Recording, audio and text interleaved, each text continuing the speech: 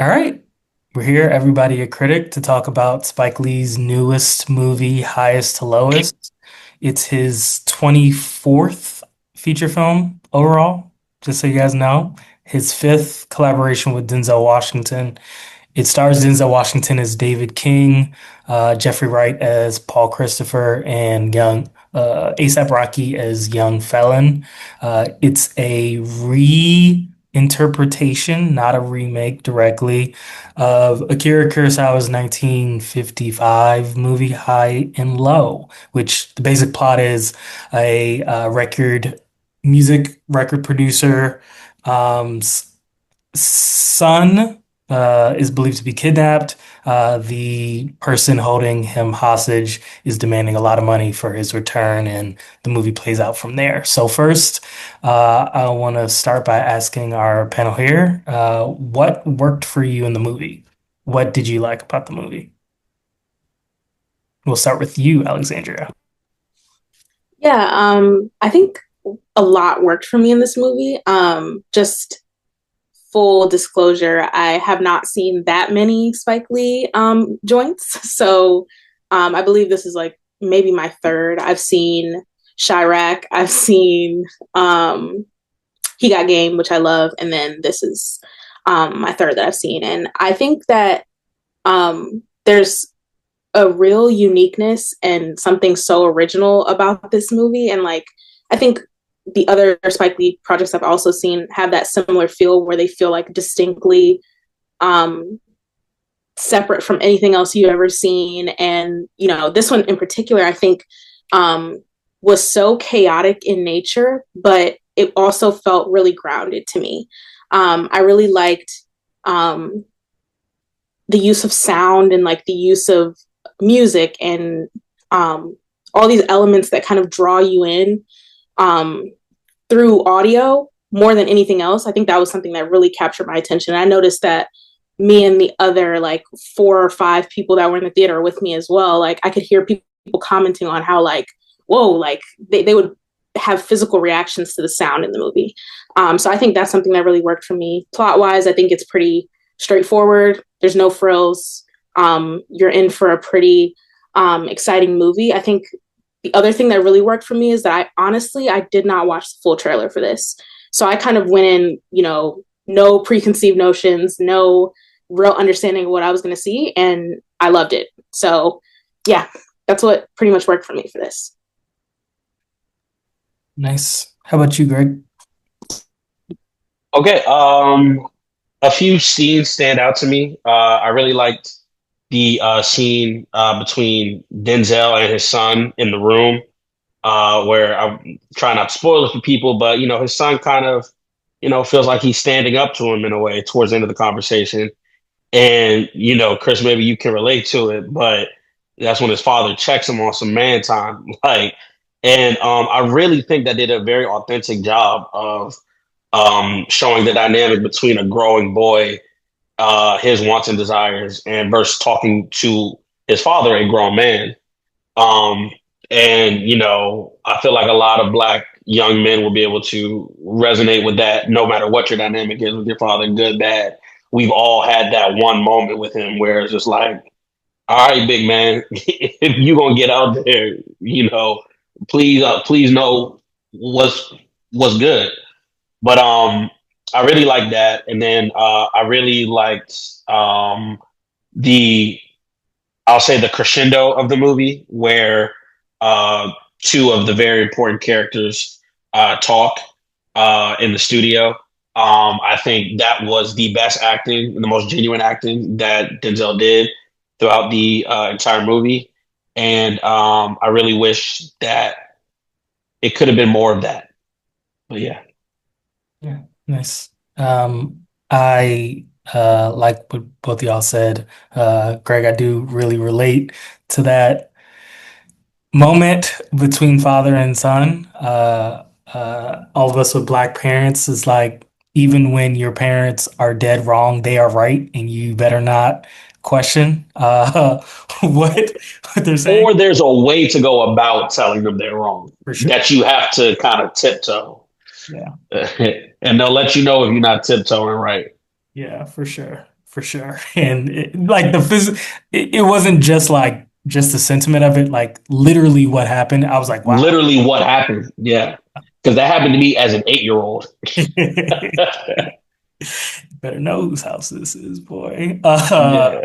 But yeah, that I mean that worked. I was in from the beginning, to be honest with you both, like from the very beginning. Um, the musical, like, like genre musical like beginning of um with the actual musical song coming in the view of the city. I was in from jump. After that, it was just a complete great ride for me.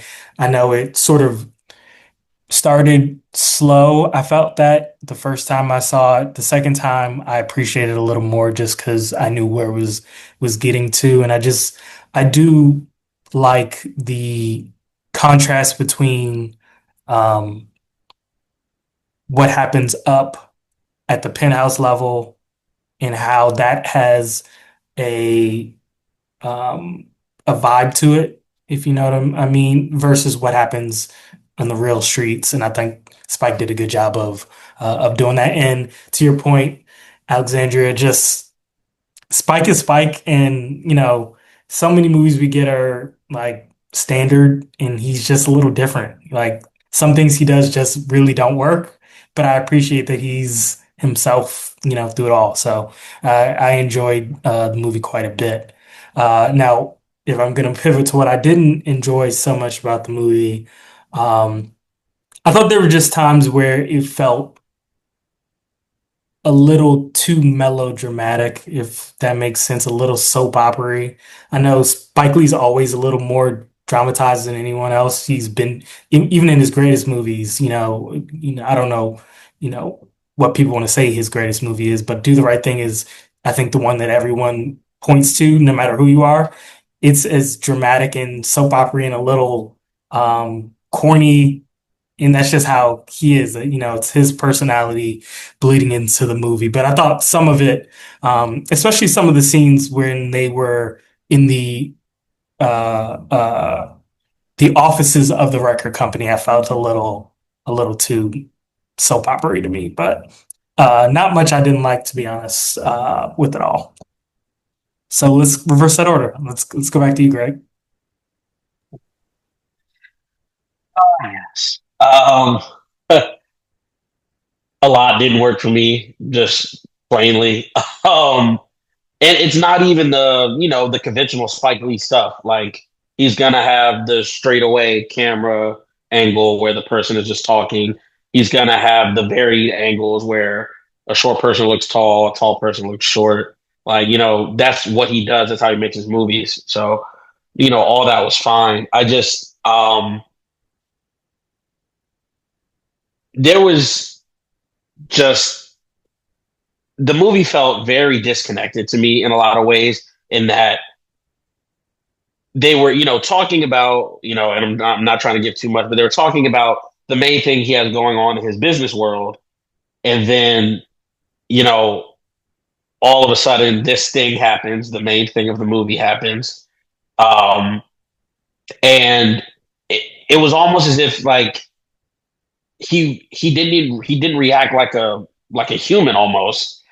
But maybe, and Chris, I was considering your point. It was just like, this stuff doesn't touch him. He's a he's a high powered producer. What happens on the street doesn't really touch him. And so maybe he doesn't know how to react. I'm trying to give the benefit of the doubt in some way, but it just seemed inauthentic to me. Just the whole reaction and the way everything else was going about, even the way the police came in, even the way that the FBI director, every part of the detective's dialogue, I hated it. I hated every detective and I hated every part of the dialogue. It was bad. Um, and then my main problem was how apparently, this person is able to run this high profile kidnapping operation where they're tracking where this person is down to the minute.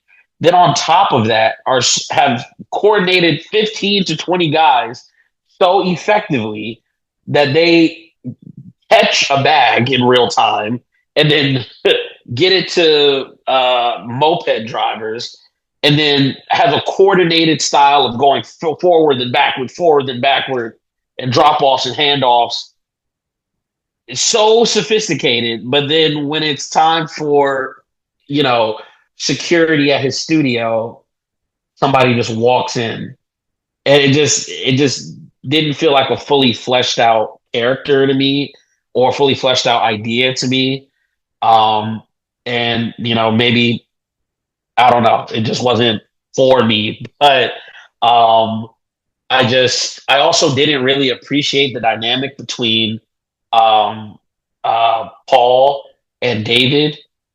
Um, I feel like I wish I would have known a little bit more. I wish I would have gone into a little bit more of their backstory, for me to fully get it, or especially the way that David was acting at first for Paul when they found out certain things, and then also the tension between Paul and the detectives felt so forced. Like, I get what they were trying to do. I really truly do get it, but it just felt extremely forced. And then lastly, you shouldn't be lobbying for a bill openly in a movie. I'm never gonna agree with that. So, or at least do it in a much more subtle way. So, Let's circle back. Let's hear yours first, Alexandra. Um, so there wasn't too much that didn't like not work for me. I don't know. I felt that this was a pretty straightforward concept. And I think that it was executed pretty well. Obviously, I think there were, to me, a few corny characters and a few characters there that like were like a little awkward for me, namely being Denzel's wife in the movie. I felt like she was really sticking out like a sore thumb, is like a low point in terms of like acting ability. Not to say that like she needed to be like stellar. I just didn't feel very convinced of like the emotion behind, her, and then her interaction with Denzel. I felt like it was kind of awkward, and not on his behalf. I think it was fine. It was just like her interacting with him felt a little awkward. The other one that like honestly threw me for a loop as soon as he came on screen was the detective who plays Mayhem in all the Allstate commercials. I promise you, I had like a full body reaction, and I was like, what is he doing here? And the voice is just so like unserious to me. But I will say, towards the end of the movie, and honestly at the climax of the movie, which you'll be sure to know when it's happening, it was like so crazy because I felt like, okay, now I feel like he's kind of tapped in. Like I felt like it kind of matched the tone of the moment, and he was a little bit more playful and like lighthearted about it. Otherwise, like I really, I don't know what to say. I know like um, I can be kind of harsh sometimes when it comes to movies, but I felt like this one was so um, like hit you like head on that like there was not many things I could poke holes at. Like it was fun. I had a great time seeing it in theater, and I wish it was in theater for longer because I think people really should see this with a full audience. Obviously, I didn't see it with a full audience, but I saw it with other people, and it was really fun. There were like some Spike Lee fanatics in my theater, so it was like a really great experience. And it honestly, for me, this has felt like the most fun movie theater experience I've had in a while. And I think that that says a lot. I've seen like blockbusters, I've seen little indie movies, I've seen all types of horrors, but like this one, I felt really connected with the people I saw it with. And I think that says a lot about the subject matter. So I I agree about I think both times they were pretty good audiences. The second one I think was a little bit better, louder reaction, I would say. One of them was like a weekday night, and the other one was like a weekend night. So that was a little rowdier, but agree. I I hear you, Greg, and your critiques, and I think I feel like I've heard similar critiques of others from others.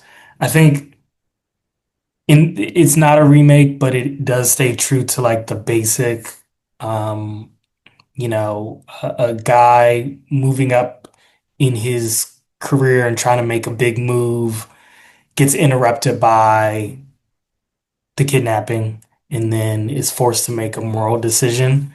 Um, Funnily enough, I kind of like how they did it here even better than the original, just because it rang true in a whole bunch of different ways. Just that, like, I've built my career. I'm taking it back, and at this moment, I'm not gonna let anyone stop that momentum.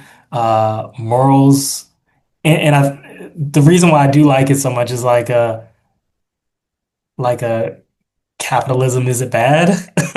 Question mark type of a movie. Like, am I willing to sacrifice whoever as long as it's not mine to get to the top of, whatever mountain it is? I thought it was interesting, and I liked how though Spike is heavy-handed in times, I did like how they differentiated between how they treated the two men when the certain situation happens and is revealed. It's something I don't know if I've seen it much in portrayed in movies within Black people. Like a police officer can treat a wealthy person different than they treat, just another guy or a guy that's been to prison, or what have you. Anybody else want to get on the point before we move on to the next question? No, I was just gonna agree with you. Like, I hadn't seen that on screen either, and I saw what they were trying to do. I Mhm. just wish that the tension did not feel so forced because the first time there's like a scruff up, like when they're in the parking garage, there was just kind of no basis for that. There was just no basis for that. It just went from zero to whatever number you want to give it, and I just it just felt forced from the jump. Therefore, every interaction between them just felt forced. Yeah. I will just add one more thing, just for funnies that I did not like. The text that Jeffrey Wright's character received at the low yo yo. Um, That was some punk. that was disturbing. That was some punk. So, Oh man, okay. I buried this. What worked for me in the movie is that this is such a Spike Lee is every black man character in this movie Oh is yeah, like 100%. he is all these guys. Like apparently someone else wrote it. Alan Fox is his first time writing. I don't buy it. I don't buy that Spike wasn't like, all right, we're changing this, that. Like it's a white guy writing some of the stuff. Like no way, no way Spike let that happen. But No chance. um, I mean, we've talked about it a little bit. I think I kind of get a sense of what you guys think about, what you felt about his direction, the choices he made. I mean, he makes some like, we you said you liked it, Alexandria. Greg, you said some things didn't work. He made some bonkers. No one else in the world would do what he did, especially in the end. If you guys know what scene I'm talking about, with some music playing. I don't know anyone else in the world who would do the things he did in that movie, but I think I get a sense of where you guys stand on how you felt about how he directed it. for sure. I think obviously like Greg mentioned there's like the classic shots in there and um some really cool stuff. And I think the the scene that you're referencing was I don't even know like the word like to describe it, but it was like you could hear a pin drop in my theater how much people were like interested in it. And I'm gonna be honest, like I didn't know how I felt about it at first. And I was trying to kind of feel it out and not be too critical of it at the, right out the gate. I think that is one of the most unique scenes I've seen maybe in any movie I've ever seen. Obviously, like there's been some pretty big scenes that have kind of captured audiences this year. And I would say this one for me rivals the one that everybody loves from a movie that won't be named. I'm not going to say that movie's name again, but um, yeah, I think that that scene was crazy. And I honestly afterwards I was like, I want everybody to watch this movie just so they can talk about it because it's to me now it's that good. It's kind of campy. It's like really fun and like it's weird and it's like, but it's I don't know. I liked it. Yeah, I can't. I want people to see it too because I just want to be able to talk about what the heck people think it even means. I would love to know, but yeah, I didn't mean to cut you off yet anymore.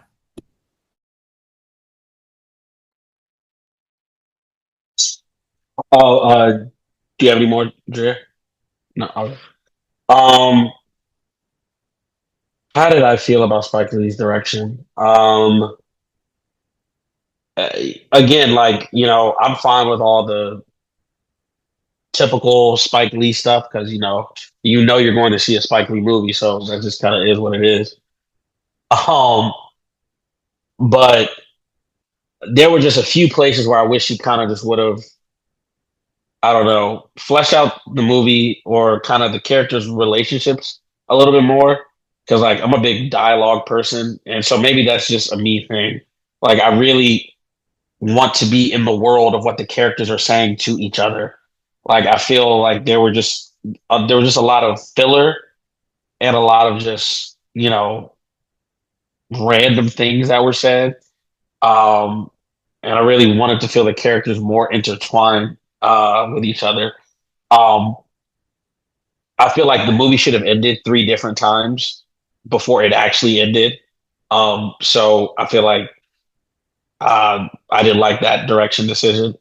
And then the woman who it was playing the guitar and singing as he goes up and says, "Okay, I have 60 seconds for you" or whatever. And she sings and she does, and she's actually very good. Um, I actually wish that would have been woven back into the movie in some fashion because I feel like that was a really good, just like I don't know, it was an Easter egg of some sorts that could have been used for something later, especially in the way that like, don't you know how? Well, again, I don't want to spoil, but his wife was telling him about the way that he used to be, the way that he used to be hungry for music, and he had to do that exact thing that she was describing in order to get a lead on, to solve this mystery. Um, and so I kind of just wish, in some ways, like he had realized I need to slow down and get back to the things that I'm good at. And which I mean he did, but I just wish that the woman's character would have got woven back in that in some form. I think in some fashion that although it wasn't the same person, I think the way that they wove the moment in at the end with the artist that his son was really championing, I think that kind Mhm. of tied served as, could have served as a tie back to that moment. Like, like you said, in the end, he obviously does get back to it, but it's like, I think that was the thread for me was like, Yeah, only have a little bit of time, before kind of almost like a life altering like perspective, is given to you. And then right. now it's like, oh, okay, like now you've gone back to it. Yeah, yeah. No, I saw that thread for sure. I'm more so just like the woman playing the guitar. I love the lyrics. I just wish I saw more of her. Justice for her. I wish I remember her name. She's an artist that Spike actually I believe not founder because she's already an artist, but he saw her. She's like a folk artist, I guess is the genre you would call she plays. And he was like, I need a black Joni Mitchell, and he felt like she was For perfect for the sure. She role. fit that bill.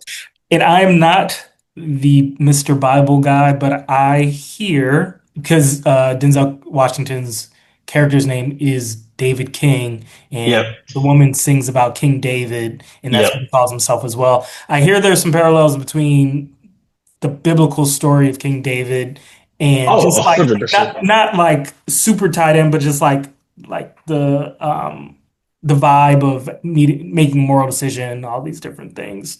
And it's also been pointing out by people smarter than me too that there's a little Macbeth in there as well, especially with something that uh, Denzel David's wife says um, to him in the heat of a decision that he is being forced to make. That's all I'm going to say there. We have 10 minutes here, so let's get into some quick hitters. Feelings about A$AP Rocky. Is he a good actor that needs to continue doing this? Should he give it up? Uh, Drew, you want to go first? I actually was very impressed with ASAP Rocky. If if they would have put him on a tighter leash, because I feel like this is the way I feel he was directed. They gave him like an outline of what they wanted him to say, but they also wanted it to feel real, like authentic New York, kind of guy, which he is. And so I think he started doing that, but then he just kind of just goes too far sometimes and just goes off on like I feel like he goes like he does well at first, and then he just kind of just goes off on what he thinks he's supposed to be saying, or like what he thinks that they want him to say, instead of like some actual stuff. Because some of those phrases and words he uses gets kind of corny once he like keeps going and going and going. But I was actually very impressed, like with his like performance in general. I think if he would have been reined in with somebody that was going to give him more discipline and structure, I think he would have even had an even better performance. Yeah, I almost a little bit agree with the reining in a little bit. I don't think this was terrible. To me, it felt like an extension of like his character in Dope. My only thing is if he's gonna continue to act, I'd like, and it's gonna be in this type of style. I feel like there's some real development that needs to take place. I think this was fine for this movie because it ended up being like um, fun to watch and like you're kind of like laughing. And I think honestly, his performance was a progression from the first time we see him on screen or hear his voice to by the end. I really felt like it was a lot better than how it started out. So, um, yeah, I mean, it fits the movie. That's all I can really say.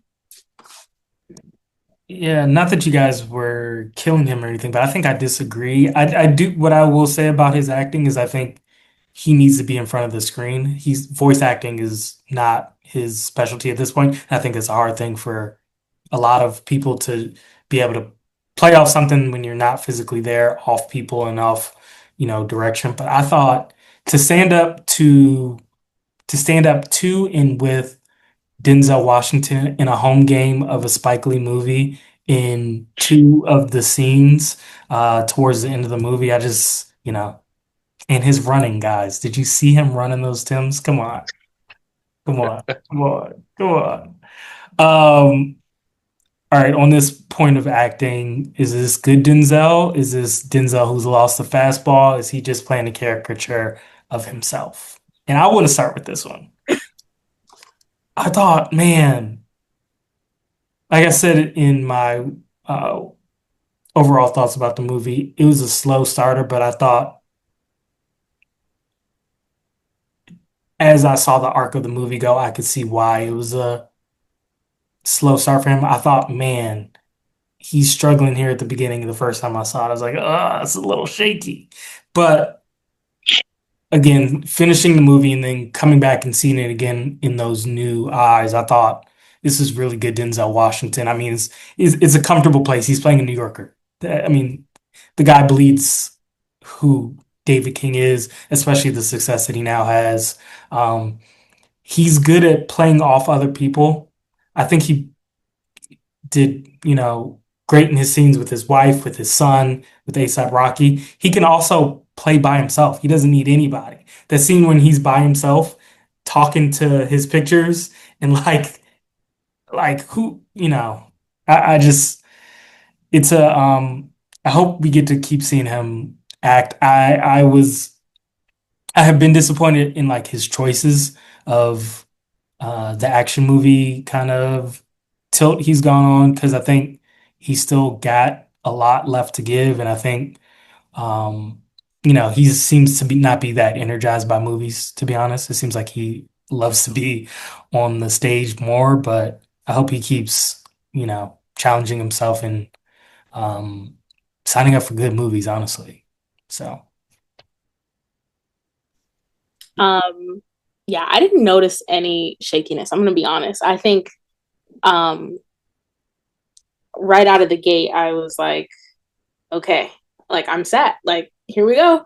I think the scenes to me where well, in my opinion, if you were to perceive any shakiness, I think it was in scenes with people who are not as seasoned of actors. Like, so for me, and I'm not talking about the ones with ASAP Rocky, I'm just talking about like with his wife, with his son, with his son and his son's friend. Like when that's kind of happening, it feels not as like but I think I didn't even really feel that because I was so focused on like this guy is still at the height of his game. Like I think it's really amazing to see like somebody who's like a legend still can perform at the highest level and you feel it. And like I didn't feel like um me personally, I didn't really feel like I was watching Denzel. Like I've watched some of the equalizers, like the newer ones that have come out, and I'm like, this is just Denzel. Like this is not whoever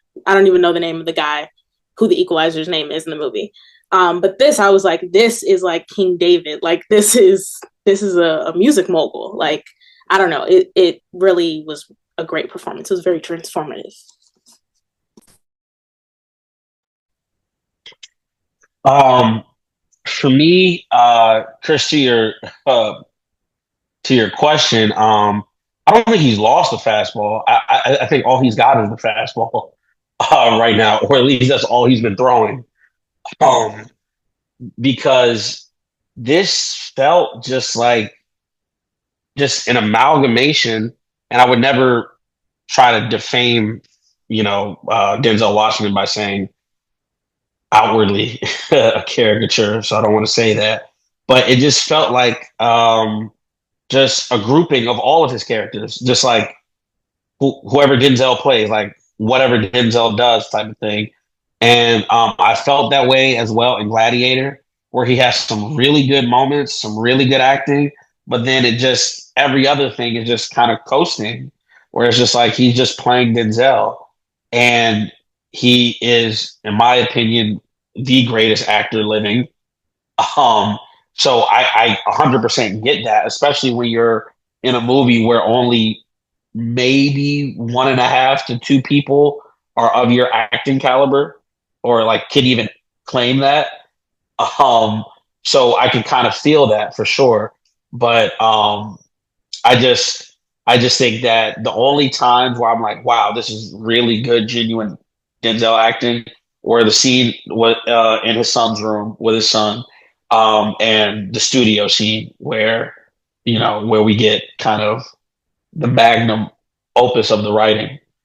And so I just think that's the rest of it was just Denzel walking into work and being Denzel, and like everybody else trying to keep up. so we have ASAP Rocky down, we have Denzel down. Any other characters that you would like to highlight positively or negatively? I think we've talked about some acting throughout, but anyone else you want to highlight um, for their performance? Yeah, the three detectives were terrible. Um, but I actually really liked and appreciated his business partner, whose name I should know because I've seen him act over the years, but I don't. But his business partner in the movie actually delivers a very solid performance. That's not Wendell Pierce, right? No, No. no, no, no, no. That's I mean, I guess he's one of his colleagues, but the one that he actually dialogues with in the beginning and Gotcha. then after the main event happens. Gotcha. Wendell's like his lawyer, no? He Like, seemed like a compliance guy. I don't Yeah. know about if Yeah. he was directly the lawyer or what. He just seemed like a some sort of like compliance executive at the record label. Greg, I'll give you the lady detective and Mayhem from Allstate, but what weren't you feeling about my guy's performance? Like the main guy. I was eating that up.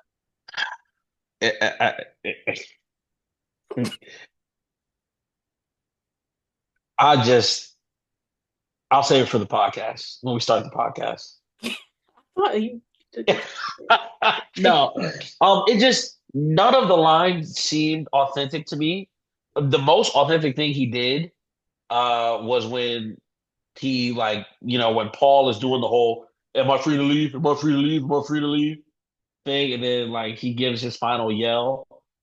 I actually like that. I feel like that's his most authentic acting and what would have actually happened in real life. But I just feel like all of the detectives' dialogue was awful and terrible and just not good. I don't know who the police detective consultant was in the writers' room, but I wouldn't hire that guy again. I'm curious about the police performance. Not that he wants bad performances, I'm not trying to say that, but like he was painting police in such a negative, bad, Right, which I correct, thought, correct yeah, light, correct light. yeah, which I thought could have been on purpose. I wondered about what he was doing with some of that stuff. I really like Jeffrey Wright's character. I was laughing at his like 5%er uh prison Islam turn that he was doing until like it literally wasn't funny when he has a moment of relief. We're being spoiler free, but he has a moment of relief and it really I connected with that moment of relief he showed. I thought he was really good. Him and Denzel are fun together. Their car rides with again the freaking music that he picked for some of their car rides. Um, it's in the trailer, the James Brown payback song, but what a soundtrack for riding with your man to go Do what you handle got to some do. business. Yeah. Yeah, What what a song I choice would. that was.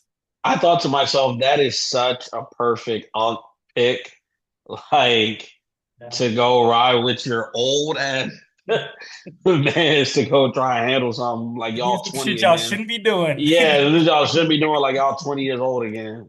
Fine. But oh, and before I'm sorry, with the Denzel thing, yeah, this could be a standalone thing that you edit, but I think Denzel has it somewhere in his clause, he has some clause in his contract that says he gets a fight scene in every movie because that just was not real to me. I mean, if I'm being honest, the person that he fights, especially at that person's age versus Denzel, I don't know what age he's portraying in the movie, but Denzel is 70 years old, correct? 70 plus. He unfortunately is not winning that fight under no circumstances. I get old man strength, I know, so please, unks, don't come for me. Like, I really do get old man strength, but that's not happening. Also, the scene in Gladiator was ridiculous as well. But yeah, we're definitely gonna have to put the caption as please unks come from him. Like we absolutely need all the unks I to get hear old that. man strength, but and I'm specifically talking about the person that he's fighting. I'm not saying everybody in the world. I'm saying the person that he's fighting at their relative age and weight and reach. That is simply just not happening. Yeah, I'll join the chorus of singing. Actually, I don't know. I can't call it praises for Jeffrey Wright, but this was a solid performance. I expressed this before, but I tend to feel he kind of stays within the same archetype. Like it's, pretty much the same kind of character and like he does that really well. I'm not slighting that at all. It's like a super intelligent, um very like know-it-all type of person. I think this was like a deviation from that in some ways, but I still think it kind of fell in line with it. And like again, I'm sorry, at the Lolo Yo Yo, like hey, like that was just like okay.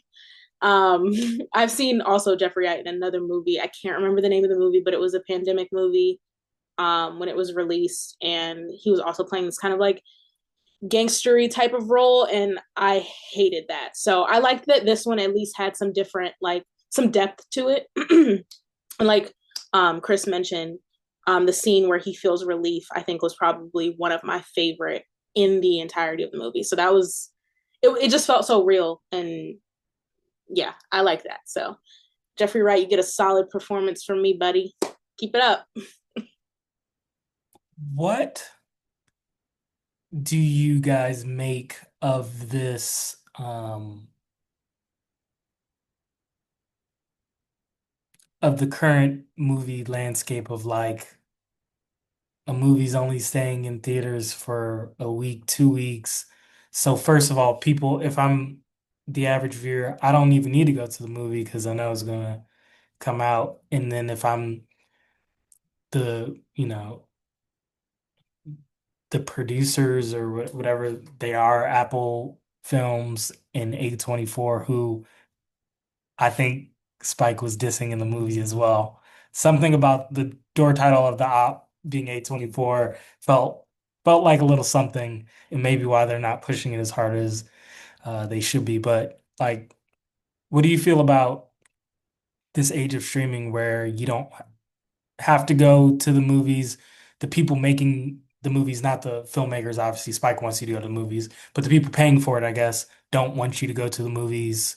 They'd rather you watch it on your phone or your tablet or your computer, rather than go to the movies. Because I think what you said, Drew, is right in that I had such a rich experience in the theater with other people. And I think that happens with a good or bad movie. You get, both of those same interactions. So curious what y'all think. I I tend to think there's a lot of finger pointing in this type of conversation about like what's going on with movies and whatever else. A lot of it I feel is more from the studios and the execs pointing at people like the audience, us, and saying, well, y'all aren't, going out and y'all aren't doing this. You're not, coming out to see these certain movies. So we're not gonna like invest or, whatever the case may be.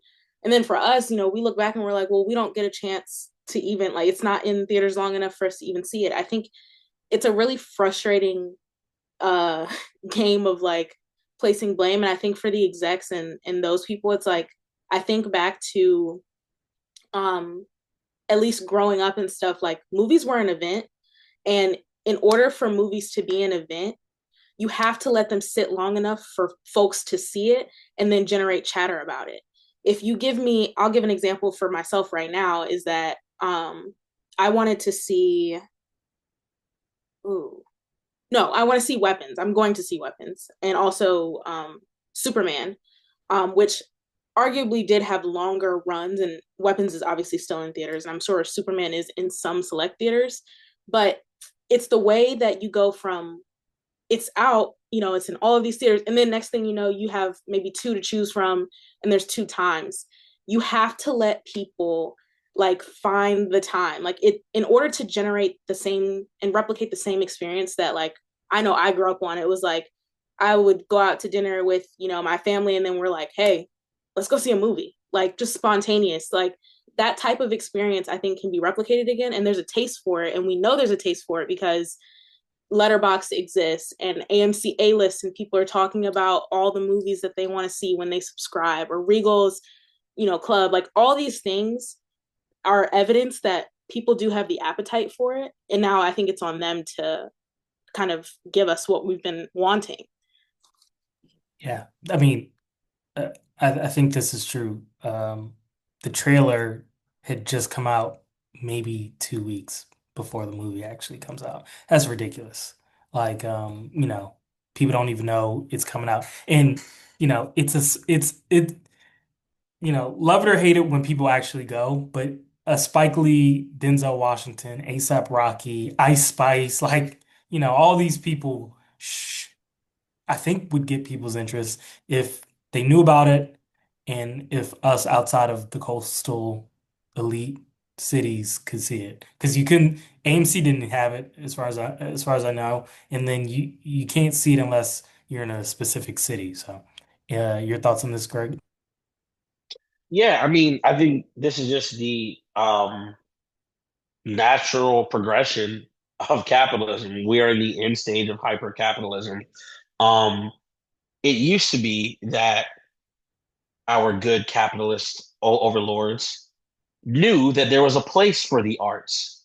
They, at the very least, knew that, yes, to satisfy the masses, you have to entertain them or let them entertain themselves, right? And so, yes, some of these movies were $5 million stinkers, $10 million stinkers, $20 million stinkers, but it was just like, what's 20 million? We're bringing in a couple billion. Who cares? Like, whatever. Now it's like, if every single piece of every single thing does not turn a profit, it now has to get cut. And I think that's terrible for the arts. That's terrible for independent studios and independent theaters. I had to go see this movie in an independent theater. I had to find out that Angelica, shout out Angelica Theater in Fairfax, they have a pop up in Northeast, actually, right in Union Market.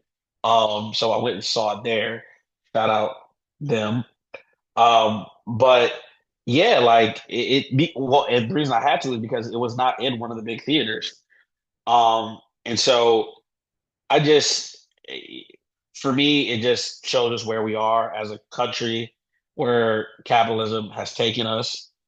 Um, I, the only way that it's going to change, because it's not going to change based on the economics of the situation, because where we are in society, our economy is down, and we have someone sitting in the White House that probably is not going to make that situation better.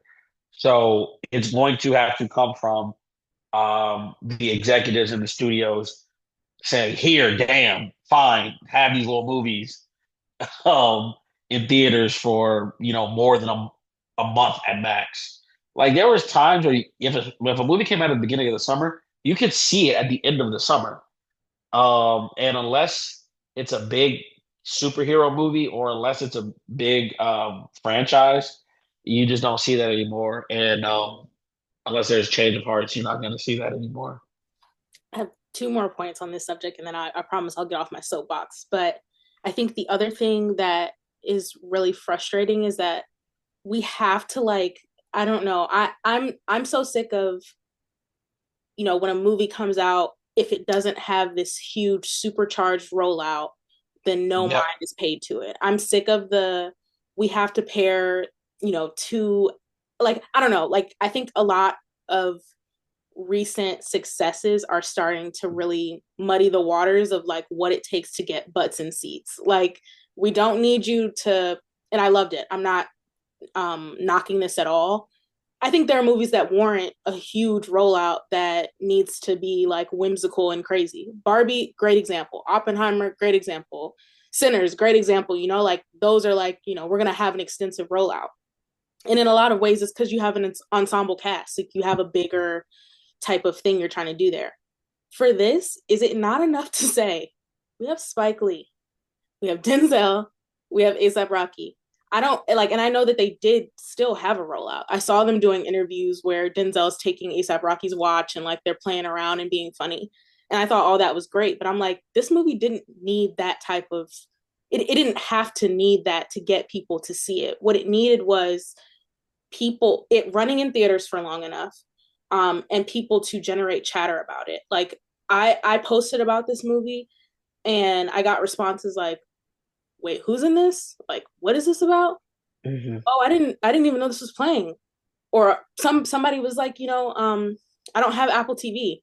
Like, so I thought it was coming on Apple TV, but I was just gonna miss it. I'm like, that shouldn't happen in the current, like, day and age that we're in. Yeah. And I mean, even the Barbenheimer, real quick to finish this point, even the Barbenheimer thing was not, it wasn't the genius marketing companies and film studios on that. That was something kind of natural that just kind of took off. So anyway, last thing, let's end on this note.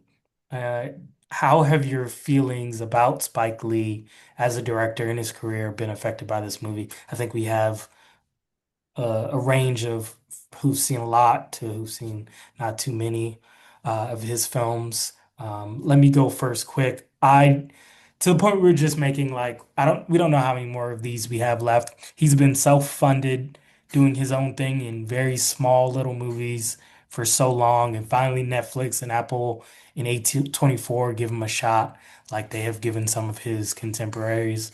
I think he's special, and he's such a genius, and he's earned that whatever he makes from this point I gotta go see. And I think he did a good helping in my books of what I think of his career. I just think 24 movies, he's not many people are throwing as much as he's throwing up on the screen and doing as well. So Yeah, no, this movie didn't change my opinion of Spike Lee. I mean, he's a legend and he's forever cemented as a legend. Um, this movie was just, your grandpa telling you that you ain't living right, young man. I mean, the entire movie boils down to one scene, and it's just Spike Lee trying to tell the young guys that he sees doing wrong, like, you don't have to choose a certain life. Just start working hard. Start working at what you do.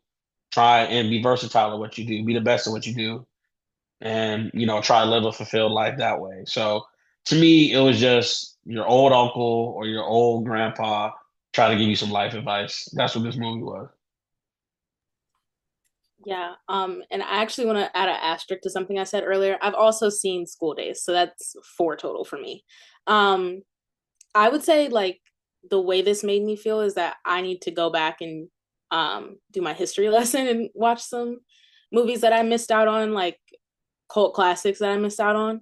Um, that's like the best feeling about this for me, and kind of like exciting because obviously I've done this in reverse. Y'all are more familiar with his work, but now it's kind of fun because I'm like, okay, I saw a fourth one that I really liked. I'm gonna go back and watch all the other ones that I haven't that I may be interested in. So I think for me, what it made me feel is kind of like I'm excited, but I'm also kind of sad because I'm like these types of directors and like talents are like hard to come by, I feel.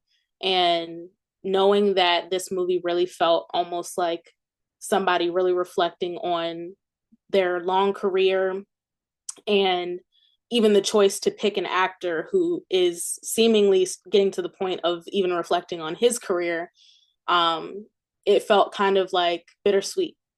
So I'm like weighing those two emotions together, like excitement to go back, and then also thinking about like, gosh, like we won't probably have this in the future, and it kind of sucks because I think originality is something that is dying these days. all right, I think that's a great note to finish off on. Thank you guys for joining for this conversation, and look out for us doing more. All right. Yeah. I mean, even the Barbenheimer, real quick to finish this point, even the Barbenheimer thing it wasn't the genius marketing companies and film studios on that. That was something kind of natural that just kind of took off. So anyway, last thing, let's end on this note.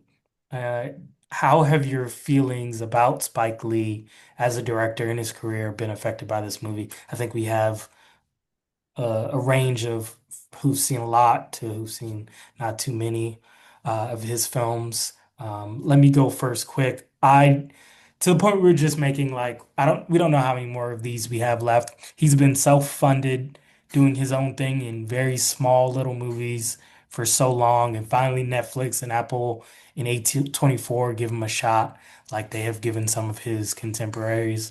I think he's special, and he's such a genius, and he's earned that whatever he makes from this point I gotta go see. And I think he did a good helping in my books of what I think of his career. I just think 24 movies, not many people are throwing as much as he's throwing up on the screen and doing as well. So, Yeah, no, this movie didn't change my opinion of Spike Lee. I mean, he's a legend and he's forever cemented as a legend. Um, this movie was just, your grandpa telling you that you ain't living right, young man. I mean, the entire movie boils down to one scene, and it's just Spike Lee trying to tell the young guys that he sees doing wrong, like, you don't have to choose a certain life. Just start working hard. Start working at what you do. Try and be versatile at what you do. Be the best at what you do, and try to live a fulfilled life that way. So to me, it was just your old uncle or your old grandpa trying to give you some life advice. That's what this movie was. Yeah. And I actually want to add an asterisk to something I said earlier. I've also seen School Days, so that's four total for me. Um, I would say like the way this made me feel is that I need to go back and do my history lesson and watch some movies that I missed out on, like cult classics that I missed out on. Um, that's like the best feeling about this for me, and kind of like exciting because obviously I've done this in reverse. Y'all are more familiar with his work, but now it's kind of fun because I'm like, okay, I saw a fourth one that I really liked. I'm gonna go back and watch all the other ones that I haven't that I may be interested in. So I think for me, what it made me feel is kind of like I'm excited, but I'm also kind of sad because I'm like these types of directors and like talents are like hard to come by, I feel. And knowing that this movie really felt almost like somebody really reflecting on their long career, and even the choice to pick an actor who is seemingly getting to the point of even reflecting on his career, um, it felt kind of like bittersweet. So I'm like weighing those two emotions together, like excitement to go back, and then also thinking about like, gosh, like we won't probably have this in the future, and it kind of sucks because I think originality is something that is dying these days. all right, I think that's a great note to finish off on. Thank you guys for joining for this conversation and look out for us doing more.